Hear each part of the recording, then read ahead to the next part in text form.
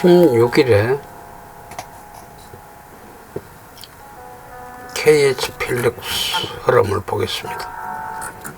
모양을 보여드리기 위해서 일단 10주를 매수했고요.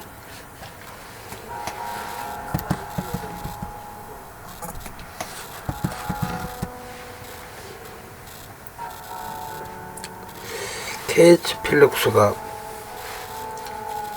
제 나이 또래에서는 잘 아시겠지만 이게 형광등 회사죠. 필룩스, 전등. 그런데 이 회사가 이것저것 손대다 보니까 이제는 그야말로 계잡주가 되어버렸습니다.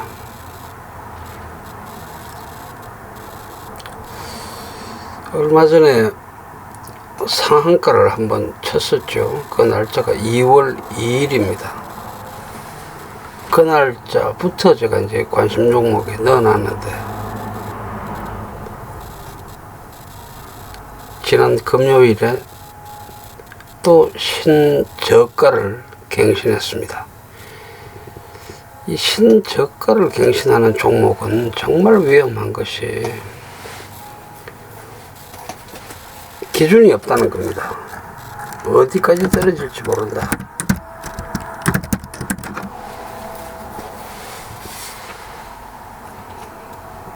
신저가에 도착했을 때 어떻게 대처해야 되나?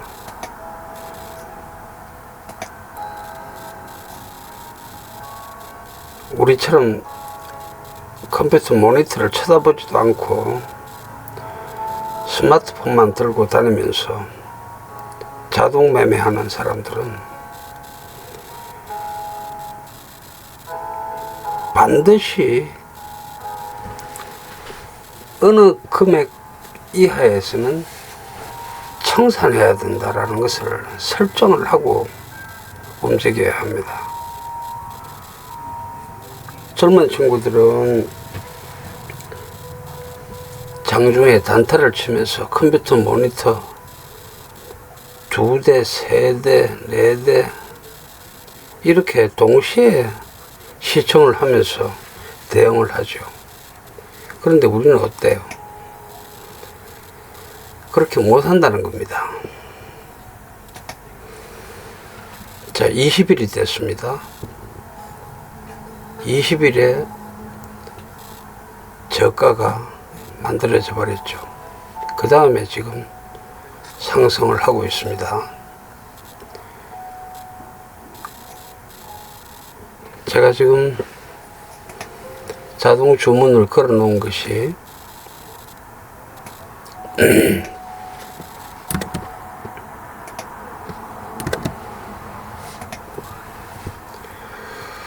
이 기준으로 지금 매수가 된 겁니다.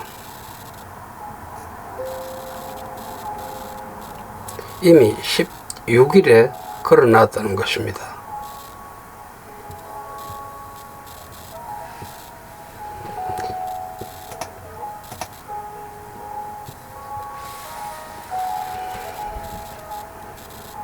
이날까지는 아직 신저가는 아닙니다. 그런데 지금 매매하는 것을 잠시 멈출게요.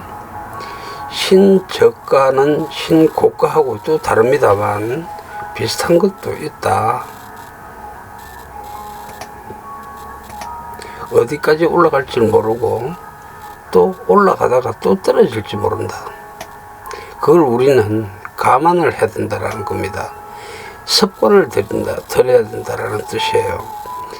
자, 전 고점에 임박했다. 전 고점을 보통 전 고점에 가지 않고 한 호가 밑에서 저처럼 소심한 사람은 이 전 고점까지 못 갈 거야 해서 그 한 호가 밑에, 두 호가 밑에 매도를 미리 걸어놔 버립니다. 고가에서의 매도 방법하고는 다르죠. 고가에서는 올라갔다가 내려올 때 우측 어깨, 우측 겨드랑이를 이탈하면 그때서야 팔지만 신저가에서는 반대로 전 고점에 도달하기 전에 미리 매도를 걸어 놓는 것입니다.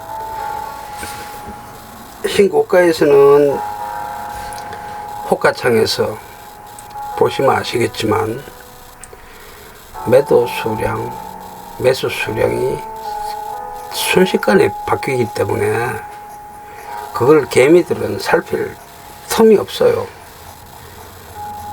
그런데 컴퓨터 매매하는 사람들은 어떻습니까?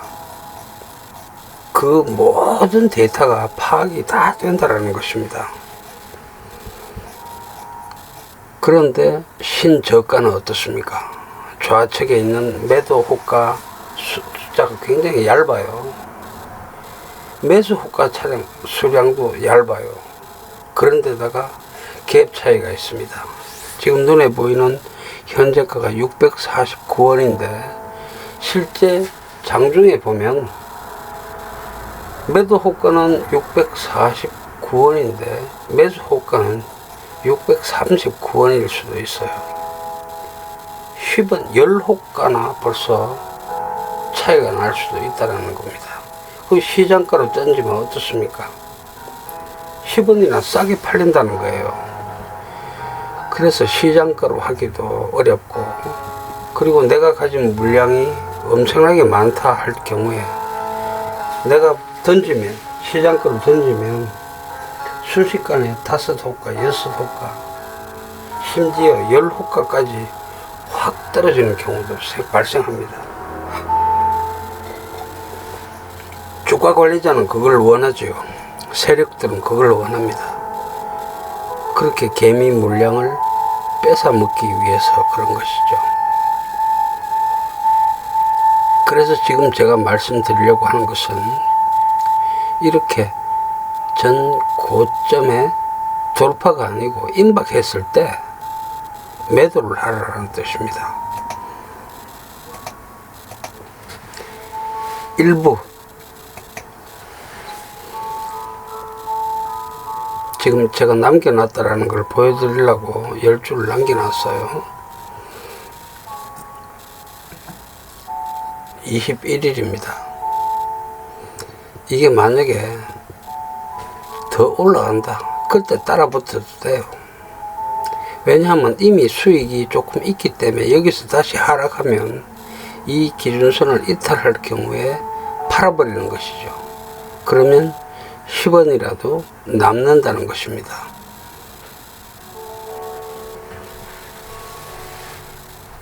이때 올라갈지 내려올지 알 수 없어요. 5대5라는 것입니다. 그래서 미리미리 수익을 확보하는 것이 중요하다. 돌파했을 경우에 추격은 음봉일 경우에 매수합니다. 과감하게 매수합니다. 그랬다가 이걸 깨면 여기서 한번 보시죠. 추세선을 제가 이렇게 그었습니다. 이제는 이미 수익을 한번 챙겼기 때문에 이 추세선을 이탈하면 그때서 매도합니다. 이 추세선 접근이 되면 매수. 만약에 또 포지션 수익률이 마이너스일 경우에 매수. 올라가더라도 말이죠.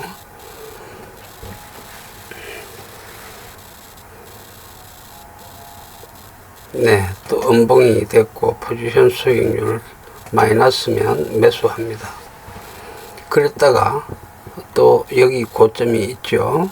이 고점에서 또 매도합니다. 음봉이 됐네요. 매수합니다.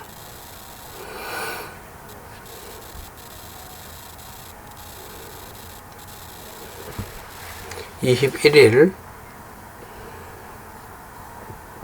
점심시간이 지났습니다.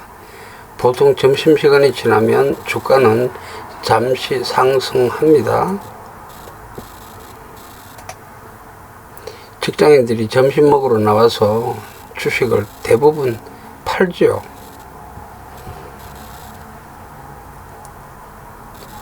점심시간에 이 추세선 이탈하는 것은 약간 허용합니다.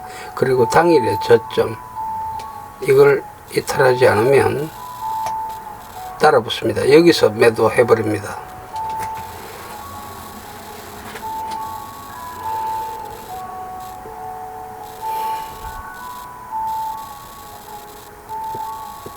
윗꼬리 위에 돌파로 보이죠? 안심하고 매수합니다.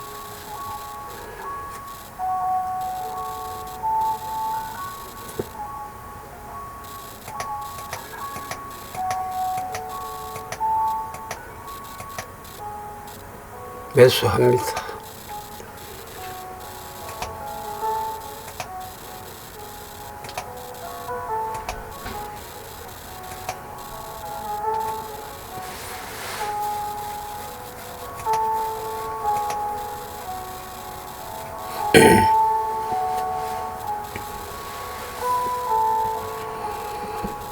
자, 전 고점에 임박하면 습관적으로 매도 시작합니다.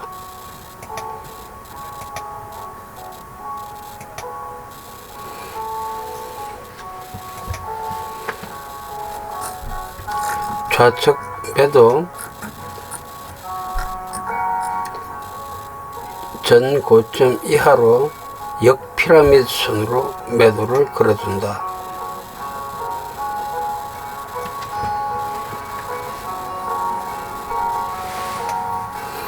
여기서도 음봉에서는 매수하고 양봉에서는 매도한다.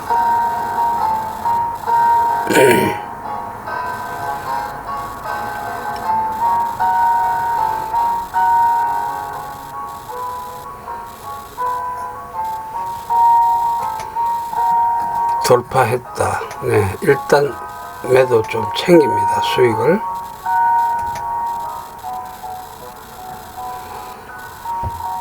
확 떨어지죠. 그럴 때 다 던져버립니다.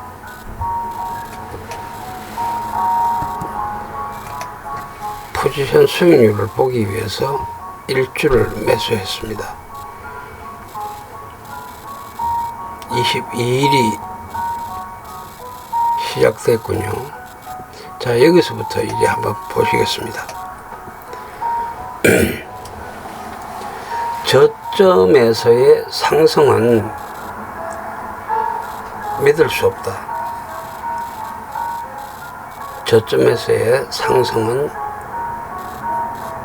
잠시 멈췄다가 그냥 쏟아질 수도 있다. 지금 이 추세가 꺾인 부분이 어찌 보면 여기죠.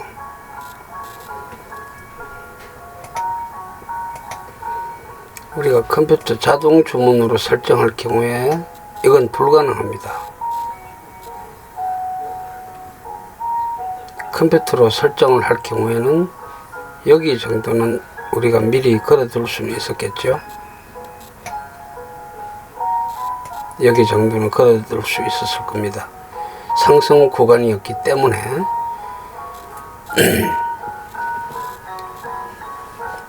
신저가의 위험성은 어디까지 떨어질지 아무도 알 수 없다는 것입니다. 기준이 없어요. 우리가 가끔 반등의 기운을 느낀다, 예측한다, 아니면 반등의 신호를 한두 개 우리가 끼워 맞춰서 억지로 매수하는 것은 우리가 마음이 약해서 매수를 하게 되죠. 그런데 그 매수 위험하다는 거 반드시 기억하시기 바랍니다. 지금 자동 주문으로 만약에 설정을 해놔도 이런 구간 매수하게 됩니다. 만약에 1% 반등했을 때 사라. 그럴 경우에 여기서 자동으로 매수가 되게 되죠. 그러면 이걸 안고 떨어져야 됩니다. 지금 여기서도 마찬가지죠. 여기서도 매수가 되게 됩니다. 신저가 아니면 당일의 저가. 떨어졌다가 오르면 사라. 이게 1%든 10%든 우리가 정확히 달렸겠지만 자동 주문의 한계는 바로 여기 있습니다. 그리고 이 자동 주문에서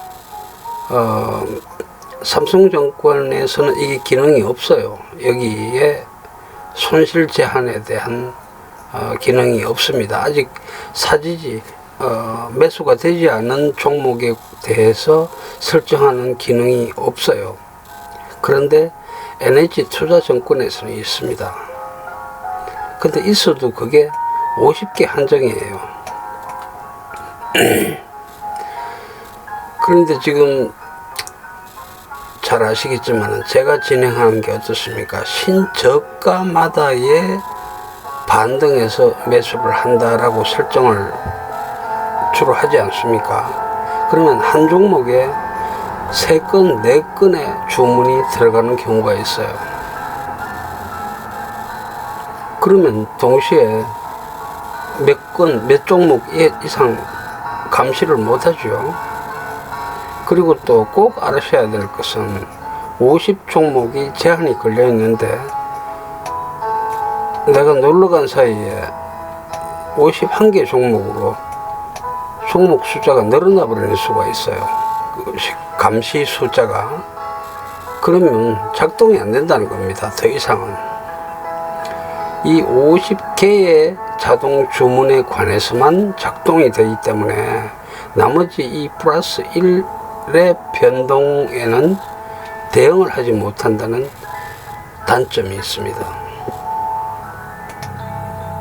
마음 놓고 자동 주문을 실행할 수 없다. 그리고 신저가에서는 반드시 한 번 매수에 한 번 수익 실현으로 끝내버린다. 당일 끝내버려야 됩니다. 다음 날까지 절대로 갖고 가지 마세요. 이 종목이 횡보를 하면서 플러스 마이너스 1, 2%다. 그러면 장 마지막 순간 아니면 시간 외에서라도 청산을 해버려야 됩니다. 그렇지 않으면 이렇게 24일처럼 또 폭락을 할 수가 있는 거예요. 23일은 어떻습니까? 23일에도 폭락을 했죠. 이걸 종가에서 우리가 팔지 못하고 시간 외에서 팔지 못하고 안고 떨어지면 다음날 팔 수 없습니다.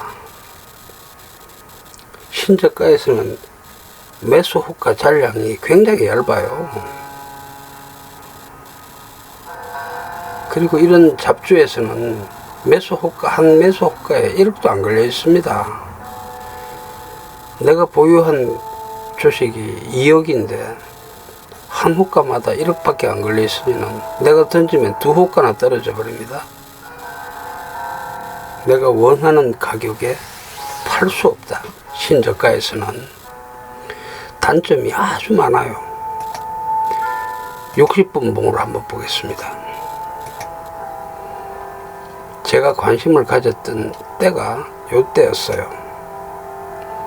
그리고 이게 떨어지면은 여기까지 떨어지겠구나. 700원까지만 떨어지고 이게 800원까지는 반등할 것이다 라고 저는 기술적 분석을 해놓은 상태였습니다. 그래서 여기부터 기다렸어요.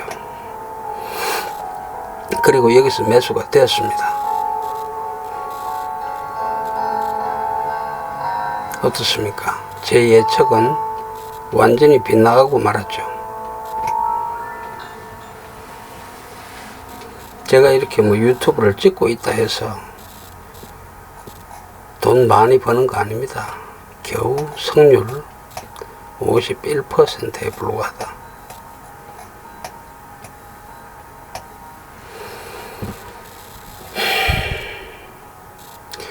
주로 신고가에서도 제가 매매를 하지만 신고가에서도 저는 자주 매매를 합니다. 그 이유는 뭐냐면 신저가조차도 개미가 만들 수가 없어요. 이것조차도 주담 회사 관계자들이 여기 관여를 하고 있다는 겁니다. 회사 관계자들이 주가 떨어지는 걸 왜 모르겠습니까? 신고가도 마찬가지지만 신저가조차도 회사 관리자들이 이걸 갖다가 의도적으로 만든다는 것이죠. 그래서 문제는 언제 올라갈지 모른다는 것입니다. 이렇게 있다가 한번 슈팅이 나왔다가 그 다음 또 이렇게 슈팅이 나오죠. 그리고 여러분 잘 아시겠습니다만 이 거래량 속일 수 있습니다. 이 거래량을 회사 주담이나 또 세력하고 연계가 된 놈들끼리 서로 주고받기를 하면서 자전거래를 하면서 이 거래량은 얼마든지 속일 수 있는 건 옛날부터 쓰던 방법이에요. 이 거래량에 속지 마세요. 이번 같은 경우가 그렇죠. 제가 여기 관심을 가지고 한 경우도 속았다라는 뜻이죠.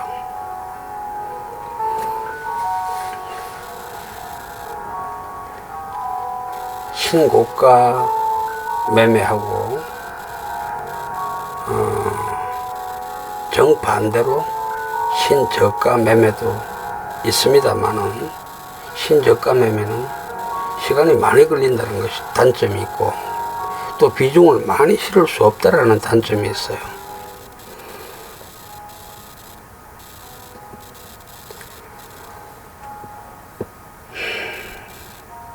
KX 필립스의 제 실패담을 들으시면서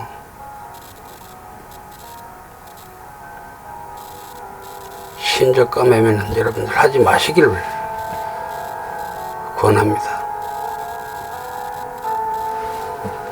만약에 이걸 하더라도 그날 수익 실현 내지는 청산을 해버리세요. 지금 이걸 이렇게 꺼놨다고 제가 이렇게 보겠습니다. 이건 이제 오늘에서 지금 꺼보는 거죠. 그 전에 끊는다 하면 이렇게 끌 수가 있겠죠.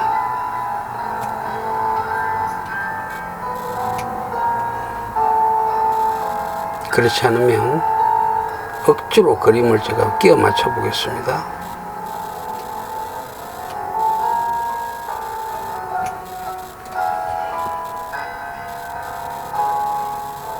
우리가 매수 타이밍이 여기다 하지만 여기는 아침에 순식간에 올라 버렸어요.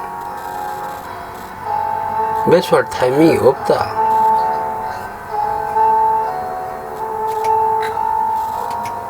있었어도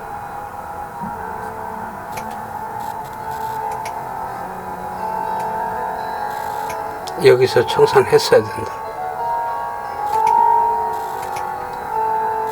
여기서 청산을 했어야 된다는 거죠. 이 주가가 이렇게 떨어지면서 매매할 수 있는 딱 그림은 요거 하나뿐이었습니다.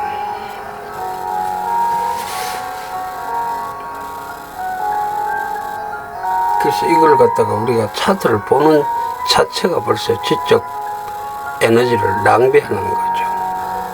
신고가에서 우리가 놀아도 시원찮은데 신저가에서 놀고 있다. 안 되는 것이죠. 우리 자신이 아깝습니다. 이걸 갖다 보유하고 있는 분이라면 신저가가 깨질 때마다 여기도 뭐 어디가 지금 신저가인지 알 수가 없죠. 그리고 지금 여기에 조금 올라간 이 부분, 이 어디 저항선이 어디 기준을 삼을 때가 어디 있습니까? 지금 딱 하나 보이는 게 결국 뒤로 돌아서서 그 이유를 끼에 맞춰준 거예요. 이 지지선이 저항선이 되어서 근접하다가 떨어졌다. 이렇게 억지로 설명은 가능하겠습니다. 그런데 결국 요 정도는 갔다가 와야지. 지가 양심이 있으면 근접도 안 하고 떨어져 버려요. 참 이런 개잡수가 어디 있습니까?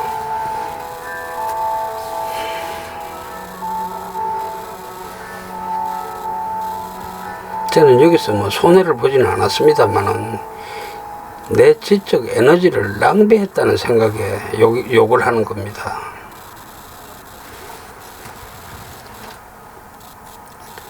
물론 지금까지 보유하신 분들한테는 죄송한 이야기지만 지금 이제 새로 배우시는 분들은 꼭 참고하시기 바랍니다. 이 거래량에 속지 마세요.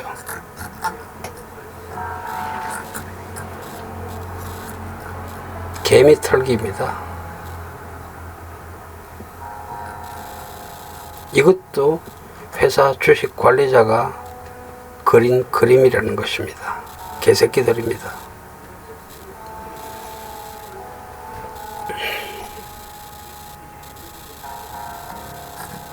우리 주식 처음 공부하시는 분들은 신저가 그리고 차트가 우하향이다 하는 이런 종목에는 매매에 참여를 하지 마세요.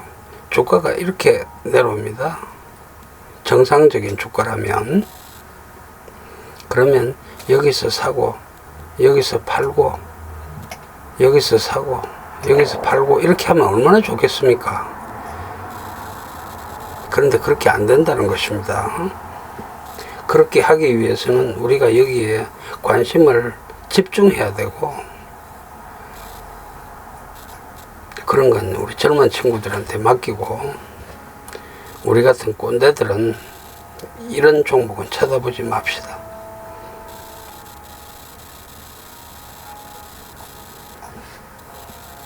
이상 개잡주에 대한 이야기 한번 해봤습니다. 저는 뭐 이게 반등을 하면 짝꿍덩이로 이렇게 반등을 하면 쳐다보겠다 마음 먹었는데 결국 여기에 꼬시겠지 뭐예요. 저도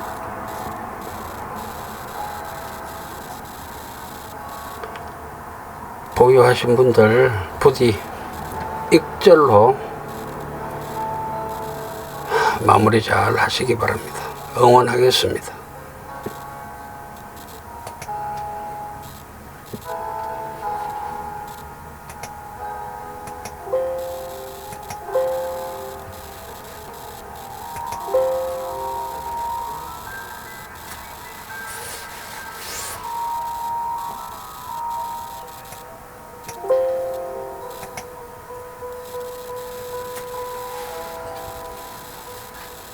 커피 한 잔?